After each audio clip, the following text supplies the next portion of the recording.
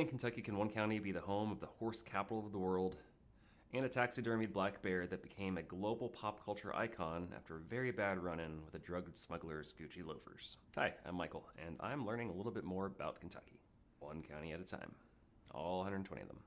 And today, I'm learning about Fayette County, specifically post-merger years, so from 1974 on. If you haven't already, I do hope that you check out the other counties I've covered. They're all listed in the playlist on my profile. If I haven't gotten to yours yet, I'll get to it soon, I promise. As always, if I miss something, feel free to correct me in the comments so we can all learn together. Good boy. Again, this is a post-merger video, so be sure to check out the previous video to learn more about the pre-merger era of Lexington and Fayette County with me. So Fayette County changed forever on January 1st, 1974. That was the day that the city of Lexington and the county of Fayette officially consolidated their governments, creating the Lexington-Fayette Urban County government. It was a revolutionary move that made it one of the first successful city-county mergers in the United States. And this wasn't just, a change in paperwork. It's not that simple. It was a total reimagining of how a region could grow. It gave the area a unified voice in Frankfort and allowed for the strict management of one of the most precious resources that they have, the land. Before the merger, the city and the county were often at odds, and the 1974 agreement streamlined everything under one mayor, one council, creating the framework for the modern metropolis that we see today. The hallmark of this modern era is the urban growth boundary. I talked about it a little bit in the previous video, first enacted in 1958, but strictly maintained and refined post-merger. It's kind of the reason why you can stand in a dense, high-tech downtown area and then be on a rolling green horse farm in less than 15 minutes. This policy has protected the emerald vista that defines the inner bluegrass, but it has created some unique modern challenges. So today, planners estimate that they have about a shortfall of 22,000 housing units, a number that could hit 30,000 by 2030. It's a classic bluegrass dilemma. How do we grow the city and keep it affordable without losing the world-famous farms that make them unique? Economically, the post-merger years saw Fayette County transform from a frontier market into a global powerhouse, no longer just about hemp and tobacco.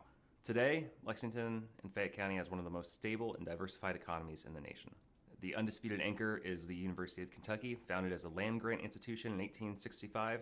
It's clearly exploded in the modern era into the massive R1 research university. UK is now the county's largest employer, providing roughly 27,000 jobs and anchoring a world-class healthcare sector. Between UK Healthcare, Baptist Health, and Chi St. Joseph, Fayette County draws patients from all over the region for specialized medical care. The 2018 opening of the new Gatton Student Center and the constant expansion of the campus showed us how much the university drives a local identity. But it's not just education and medicine. The area has a massive industrial and tech footprint that might surprise you. Like the Jif peanut butter plant on Winchester Road that produces more peanut butter than any other factory on the entire planet. Lexington is also the world headquarters for companies like Lexmark, Valvoline, and Big Ass Fans. Meanwhile, major logistic hubs for Amazon, FedEx, and UPS logistics take advantage of the position of the intersection of I-75 and I-64. Even though the massive Toyota plant is technically in nearby Scott County, its logistics and corporate presence flow directly through Fayette, fueling thousands of local jobs and supporting work of automotive suppliers. Of course, we have to talk about the horses. In the post-merger years, Fayette County solidified its title as the horse capital of the world. Fayette County, when the park hosted the World Equestrian Games, the first time that event was held outside of Europe ever. And then you have Keeneland, founded in 1936, but now the largest thoroughbred auction house in the world, where billions of dollars have changed hands under those iconic stone walls. It's so prestigious that even the Queen of England traditionally vacationed here to oversee her horses at Lane's End Farm, like I mentioned in the previous video. The culture of modern Fayette County is a mix of highbrow tradition and gritty, creative energy. For sports fans, there is no bigger obsession than UK basketball Go Cats. Since 1976, Rupp Arena has been the heart of the city, seating over 20,000 fans who live and breathe bluegrass basketball. But if you head over to Manchester Street, you'll find the Distillery District. This area has transformed an abandoned 19th century warehouses into a thriving hub of craft breweries, cideries, and is a perfect example of how the city is adaptively reusing its past to build a vibrant future. The James E. Pepper Distillery, once the largest in the country, was brought back to life in 2017, anchoring a district that now features everything from gourmet ice cream to independent music venues, and then also, of course, great folks like Burl Brew and Ethereal. Fayette County has also produced some of the most recognizable faces in the world. Lexington is the birthplace and home to actors like George Clooney and Ashley Judd. It's also the final resting place of Jim Varney, the man who brought Ernest to life. Actually, if you visit his grave in the Lexington Cemetery, you'll often find fans leaving cans of mellow yellow in his honor. The county has always been a place where wild Kentucky women and vibrant characters are accepted, from the Victorian Madame Belle Brezing to the mid-century icon Sweet Evening Breeze. A gay African-American cross-dresser who lived openly is now remembered with a dedicated wine at Talon Winery. But we also can't talk about the post-merger era without mentioning its most bizarre legend, Cocaine Bear. Or other folks might know him as Pablo Escobar. This actual black bear became a casualty of the Bluegrass Conspiracy in 1985. It all started when Andrew Carter Thornton III, a Lexington native and former narcotics officer turned smuggler, jumped from a plane with 77 pounds of cocaine strapped to his body.